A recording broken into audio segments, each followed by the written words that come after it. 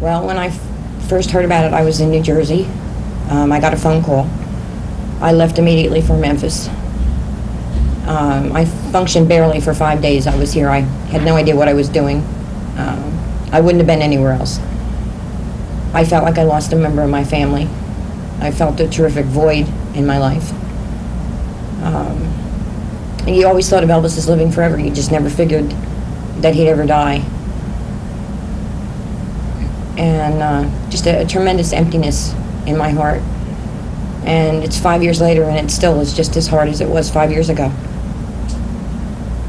And I've moved to Memphis to be where Elvis is. And I'm going to start crying.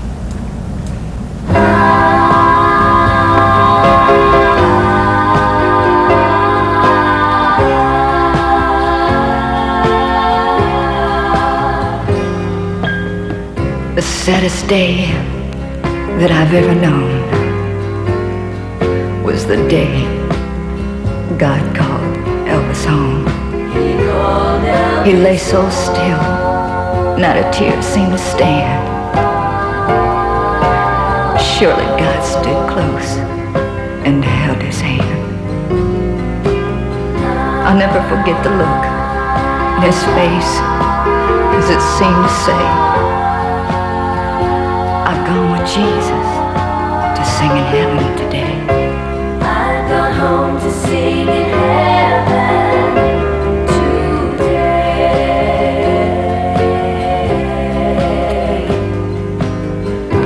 I feel so lonely, my heart so sad and blue over the departure of someone as great as you.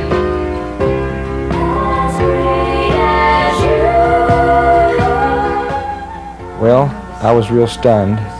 It's something that you think is never going to happen, and it's kind of like being a duplicate now without an original. I've had the nickname Elvis since I was 12, and I imagine until I'm old and gray, people here in my hometown will still call me Elvis. Little girls in the supermarkets when I'm down in Memphis or down in Kentucky or Florida, I see little girls go over and tug on their mama's skirt and say, "Hey, Mama, that guy looks like Elvis." Their mama says, "Hush, be quiet," you know, stuff like that. But then you walk away and you turn around, their mother's looking right at you. I think our lives and Elvis's, in our lives and Elvis's, there happens to be a lot of coincidences, like the fact that Elvis Presley is a twin and his brother died at birth, and the fact that we're identical twins and I almost died at birth. I was stillborn. 1966, November 14th, 1966. The movie Blue Hawaii. And I fell in love. And I was a newlywed. Huh. And I told my husband I wanted a divorce. Because I was in love and it wasn't with him.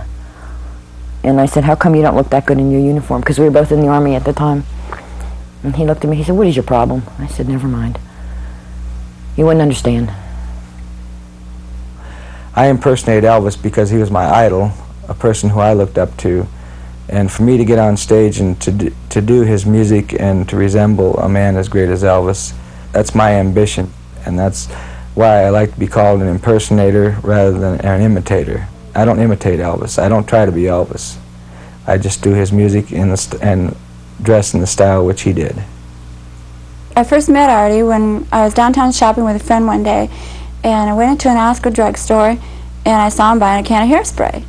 And that kind of struck me funny in a way, because at that time guys didn't use hairspray as much as women did, you know, but it just kind of was a little mystic, you know, and I thought, well, geez, maybe I'd like to get to know this guy. And we met and we started dating, and about 3 months after we were married. And it's been that way now for 16 years. Sometimes we bring people home, don't get the wrong idea, but we bring people home, guys mainly, because we don't get along. And when we bring them home, they're all set and ready to go hop in the sack. And we put on our Elvis Presley music, and then we pull out a game of Yahtzee. And if they don't like our Elvis Presley music, then they get thrown out on their ass. And if they say anything against God or Elvis Presley, they get thrown out on their ass again. Now, if they think they're going to get lucky, they're wrong, because we sit down, have a nice little game of Yahtzee. After the first round, they get up and leave. Exactly. And he just never understood. And I told him at one point, I said, you're just, well, when I went to Hawaii to see Elvis, he said, you're insane. He said, you need to be put away. He said, you're a sick woman. And I said, if this is sick, I never want to get better. I want to stay in critical condition for the rest of my life.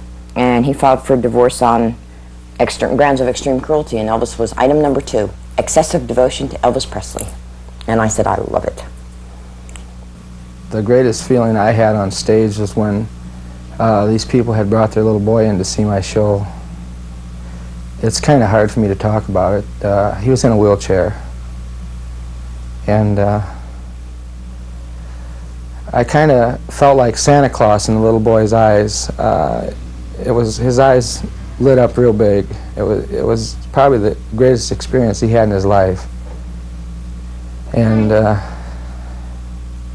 he couldn't walk, and here he was sitting in a wheelchair, and for me to bring him enjoyment, and that he didn't realize it, but he was bringing me enjoyment just coming to see my show.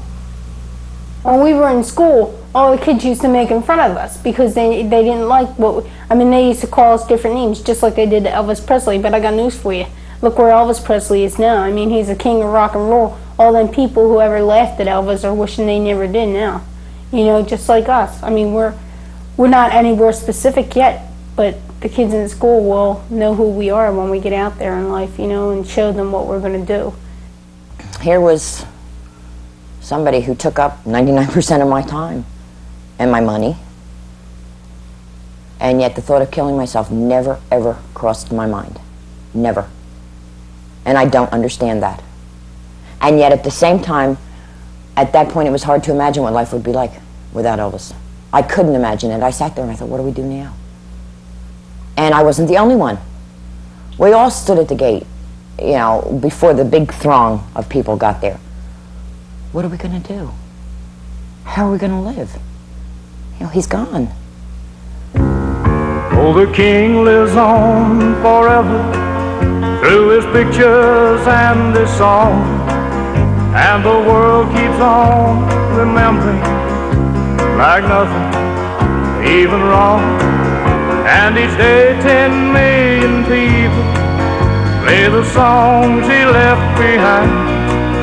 Yes, the king lives on forever in our hearts and in our minds. He gave us everything that he had to give, even though he didn't like the way he had to leave. He's the #1 attraction everywhere you go. If you ever get to heaven, you can see his show. Oh, the king. On August 16th, 1978, on the first anniversary of Elvis's death, I was in Memphis. And on that day, between 11 and 2, they closed the gates at Graceland just for a couple of hours. They could have a private memorial for Elvis. Well, at that time, none of the fans were allowed to go up to the grave, so we were just hanging out down at the gate. At that time, I was just indiscriminately taking pictures, and I had all my film developed, and months later, I was looking through my album, and I came across the cloud, and well, it really looks like Elvis. I guess in a way this just testifies to the fact that Elvis was watching what was going on at Graceland.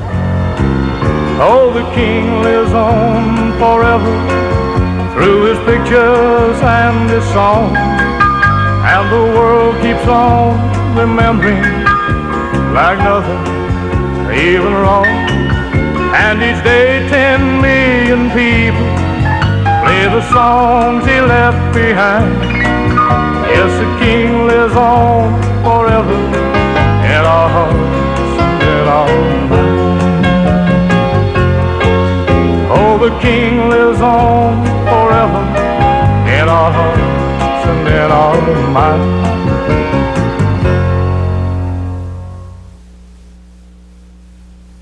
Elvis Presley was the embodiment of the American dream, the classic rags to riches story.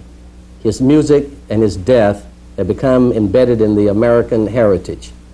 I, as the congressperson from the Memphis area in Tennessee, gladly joined with my colleagues in the Congress in co-sponsoring H.Reg. 296, a resolution designating January 8, 1983 as a National Elvis Presley Day in this nation. Hopefully, my colleagues in the Congress and the hundreds of thousands of fans of Presley will all join together and make this a reality in the Congress of the United States. Are you ready? Yeah! Give me an E! E! Give me an L! L! Give me a V! B! Give me an I! I! Give me an S! S! What do we have? Elvis! Elvis Day! Elvis Day! Can't hear you! Elvis Day! Louder! Elvis Day! Any normal, red-blooded American woman that loves him is a liar if she said that she would not want to go to bed with Elvis Presley. I'm sorry. No, I take that back. I met a woman who said if she was given the, we were discussing this one day, if she was given the opportunity of making love to Elvis or having him sing to her, she would want him to have him sing. She would want him to sing to her. And I looked at her and I said, "You're sick." I said, personally, I'd want him to sing while he was making love. But I said, if I had the choice, I said, there's no way I would choose to sing it over the screwing any day. And she said, why? And I said, well, I wouldn't admit whether I screwed him or not. I wouldn't admit it because that's personal and private. And I don't believe that you share that. I've had many people say they were going to, make me a star and put money behind my show and help me to do the things I wanted to do. And at that moment, I felt great. I felt on top of the world. But usually, I was in for a big letdown. There was a number of times I've thought about just quitting the entertainment business altogether and hanging up my jumpsuit. But I had a couple dreams since Elvis passed away. And the one time was where he came to me and he told me that I have to carry on doing what I'm doing, to keep it up, not to give up. He says rewards would be mine. We'd just like to see something big come out of it, maybe just once, and let it get a little recognition and let people know that there are Elvis impersonators who really did love Elvis, not just because they can make a fast buck. It's not what you think it is. It looks like a lot of glamour and glitter and everything, but it's not. But to us, it's just like part of our life. We want it to be here, and we're going to stick with it. And if it doesn't come about, fine. We've struggled through all this long, and we're still keeping our heads above water and everything, so we're just going to stay with it. This is probably the heaviest thing we got here today, okay? We're going to go ahead and do it right now.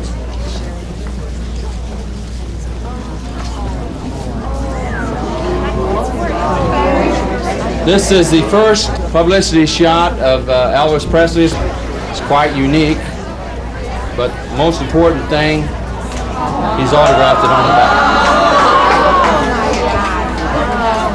It says, "Love ya, Elvis Presley." We're going to start this off at $275 minimum bid. All right? It's worth more than that. Do I hear a bid at $275? Got one bid at $275. Are there any more bids? $280. Got $280 in the back. $300. $300 in the back. $310 up front. Any more bids? $310. $310 once. $310 twice. $325. $330 up front. $330 up front. $340 over on the side. $350. $350 up front. $375 over on the side. $375. $380 up front. $400. $405 up front. $425. $425. $430 up front. $450. $450 over on the side. $450 over on the side. Any more bids? $450. $455. $455 up front. $475. $475 over on the side. $480 up front. Any more bids? $500. 5 big ones over on the side. 5 over on the side. Any more bids? 500 once. 500 twice. Sold. 500. My daughter Peggy's 19. She tolerates Elvis. I think she appreciates him more now than she ever did. She told me that now, especially every time she hears an Elvis song, she really misses me. And I said, well, you know where I am. Nothing's stopping you from getting on a bus and coming down here and bringing the baby. My son is 15. He did not want to move. He did not want to change schools, and I can understand that. But I was not going to spend the rest of my life for the next 4 years sitting in New Jersey waiting for him to finish high school. And I had an alternative. His father was there, and I could leave him. I think Elvis is definitely our father. We have his features, we have his eyes, we even have his little cut-off lips here, which aggravate us. But we asked her mother on several occasions, and she never said no. Then again, she never said yes. Then again, she never said yes, but she never said no. You know, she never gave us any kind of answer except, oh, come on, get out of here, you know. But we feel that he is our father. My daughter came home from school a number of times when she first started and told me that the kids were teasing her in school, calling her, you ain't nothing but a hound dog. But I think she understands down deep. There's been times in my daughter's life where she's had to go without things because my work wasn't steady at one time or another. And she stated to me, you know, why don't you get a job? And I didn't know what to tell her at that moment. CB was closer to me because she understood, and she was somebody I could share him with. My other 2 kids weren't interested. Now, were she alive, she would be here with me. There would have been no question whether she would have transferred schools or not. And Saturday is a day I'm not really looking forward to. It's hard enough that it's his birthday, but it was also her birthday, which turned out to be ironic, of all my kids, that she would be born on his birthday. We feel we're so much like him. We look so much like him. We are so much like him that Presley would be a fitting name for us. And we promised ourselves and we promised Elvis that our firstborn son would be named Elvis Aaron Presley Jr. as soon as we got our names changed. Well, when we got him, since he's a little boy, we named him Elvis Aaron Presley Jr. And when we do have a son and our names are changed to Presley, then we'll name it Elvis Aaron Presley III. My name is Elvis Aaron Presley. My name used to be called Herbert Bear, but in later part of '78 I changed my name because the people says I look like Elvis Presley. I had asked her what she wanted for her birthday, and she said, oh, Mommy, she says, I want to go see Elvis. Oh, I want to see Elvis. And I took her, and he took her up on stage, and he held her on his knee, and he kissed her, and he put a scarf around her neck. And from that time on, she would not let me wash that dress. And I kept the scarf. I still have it. But I buried her in the dress. 2 years after Elvis passed away, my wife and I had a little boy. And the first thing that came into my mind was to name him after Elvis. So what we did was we took and we turned Elvis's name around. Instead of Elvis Aaron, we called him Aaron Elvis. And he's going to be 5 years old now. And even when I'm performing sometimes, he has his own little jumpsuit and that, and he comes up on the stage with me, and I introduce him to the audience, and they just go wild when he comes up on stage. It makes me think of years to come when maybe after I'm not here no more, he'll be going on doing the Elvis music and Elvis style, carrying on the tradition.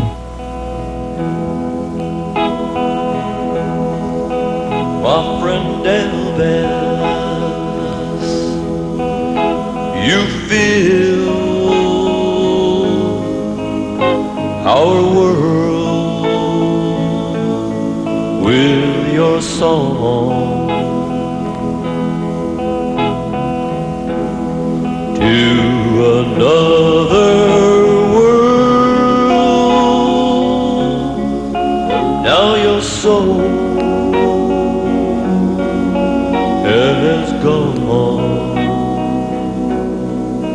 More than 20 years we've loved you.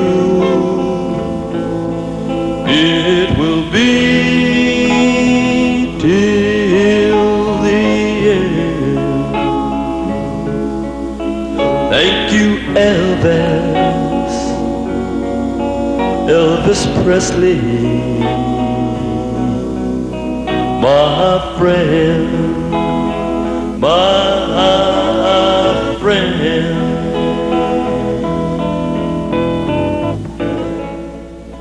Well, I feel that I didn't choose to do the Elvis show. I feel like I was chosen. A friend of mine read my tarot cards. It stated in them in so many words that I would be remembered bigger after death than what I am in life. Elvis Presley, my friend, my Elvis was my friend. It hurts, but it's a fact I have to face. The guy that killed her was found not guilty by reasons of insanity, walked out of the courtroom a free man. A week ago they picked him up. He has committed a second murder. Maybe this time they'll do to him what they should have done the first time. To me, I believe it's no coincidence that the date of Elvis's death, 8/16/1977, adds up to 2001, Space Odyssey, which is the theme song that Elvis used on his shows the last few years of his time with us. To me, everything happens for a reason. I believe everything happens for a reason. And for this to happen on Elvis's death date, adding up to his theme song, is just another one of the miracles that we probably won't understand in our lifetime. Well, it just seems kind of funny that his death day, supposed death day, is August 16th, 1977, and all that adds up to 2001, you know, which is his opening song, which he just recently started using a couple years back. I just feel that, you know, there are a lot of different things if you really sit down and think about it. My father always told me to always use your common sense. And if you use your common sense, you'll realize Elvis isn't dead. When you change the letters to Elvis's name around, it appears to mean lives. And to me, that means that Elvis will always be there no matter what, even though he's been gone for so many years. It just seems like he's still with us, and he always will be. It's just really a kind of a supernatural thing, really mystic and nice, in a nice sort of way. I had Elvis music played at my daughter's funeral because it was appropriate. She loved him. Why not? Since you play music at a funeral, why can't I play what I want? I buried her with a copy of Burning Love in her hands. My family freaked out. An impersonator like myself to Elvis is like a priest to the church. They're giving that live performance because God is not there in body. We cannot see him. And Elvis is not there in body. We cannot see him. So therefore, a priest is like an Elvis impersonator, or vice versa. They're giving that live performance. And a week after her death, I went to an Elvis concert and I thought my family was going to flip out. How can you do this? I said, because I have to go. And I came out of there with my sanity restored, somewhat. If you really believe in Elvis, if you are a good person, you know, if you follow God, I mean, you know, Elvis can heal you. And we would like to see Elvis Presley become the first Protestant saint. Glory, glory, hallelujah.